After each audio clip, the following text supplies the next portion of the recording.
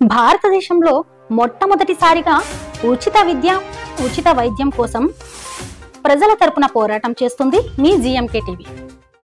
పుష్ప వెండి తెరపై దర్శకుడు సుకుమార్ సృష్టించిన దృశ్య కావ్యం. అల్లు అర్జున్, రష్మిక, ఫాహద్ ఫాజిల్, రావు రమేష్ ముఖ్య పాత్రలో నటించగా మైత్రి మూవీస్ బ్యానర్లో యలమంచిలి రవిశంకర్, నవీన్ ఎర్నేని నిర్మించిన చిత్రం 3 ఏళ్ల కిందట పాన్ ఇండియా స్థాయిలో విజయవంతమైంది. మొదటి భాగానికి కొనసాగింపుగా సుకుమార్ పుష్ప 2 ది రూల్ తెరకెక్కించాడు. భారీ అంచనాల మధ్య ప్రపంచవ్యాప్తంగా ఈరోజు విడుదలైన ఈ సినిమా ప్రేక్షకులు మెప్పించిందో లేదో చూద్దాం. ఒక కూలీగా ప్రయాణం మొదలుపెట్టి ఎర్రచందనం సిండికేట్కు అగ్రనాయకుడికి ఎదుగుతాడు పుష్ప. పుష్ప ఆధ్వర్యంలో నడుస్తున్న ఎర్రచందనం స్మగ్లింగ్ కు ఎస్పీ బన్వర్ సింగ్ షెకావత్, అదేనండి మన ఫాహిద్ ఫాజిల్ అడుగడుగును అడ్డుపడుతూ ఉంటాడు.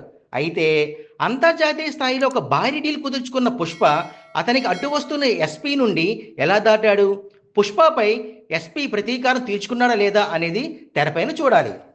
పుష్ప 2లో కథ పెద్దగా లేకపోవడంతో ఒకంత నిరాశపరిచిన మాస్క్ మాత్రం పూనకాలు తెప్పించే హై వోల్టేజ్ ఎపిసోడ్ వల్ల పుష్ప 2 పైసా వసూలు సినిమా అని చెప్పొచ్చు. సుకుమార్ సినిమాల్లో హీరోకి అవసరం లేని బిల్డప్ అంటూ ఉండదు. ఎలివేషన్ కొంచెం అతిగా అనిపించినా అందులో ఒక రేత ఉంటుంది.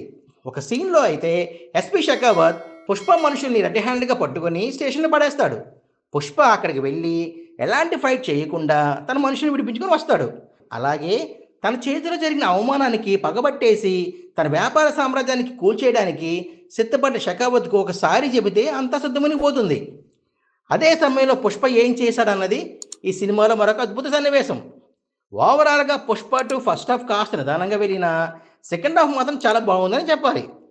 ముఖ్యంగా మ్యూజిక్ డైరెక్టర్ దేవిశ్రీ ప్రసాద్ గురించి చెప్పుకోవాలి. సినిమాకు ఆద్యంతం దేవిశ్రీ ఇచ్చిన బ్యాక్గ్రౌండ్ స్కోర్ అద్భుతం చెప్పాలి. పాటల్లోనూ ఫైట్ల్లోనూ దేవి మ్యూజిక్ సూపర్ అబ్బా. అలాగే హీరోయిన్ రష్మిక, రావు రమేష్, జగపతి బాబు వారి పాత్ర పరిధి మేరకు బాగానే చేశారు. మరెందుకు ఆలస్యం, మీరు కూడా థియేటర్కి వెళ్ళి పుష్ప 2 చేసేయండి. మరి మేము చేసిన వీడియోస్ మీకు నచ్చినట్లయితే మీ అభిప్రాయాన్ని కామెంట్ రూపంలో తెలియచేయండి. అలాగే జీఎంకే టీవీని లైక్ చేయండి, షేర్ చేయండి, సబ్స్క్రైబ్ చేసుకోండి.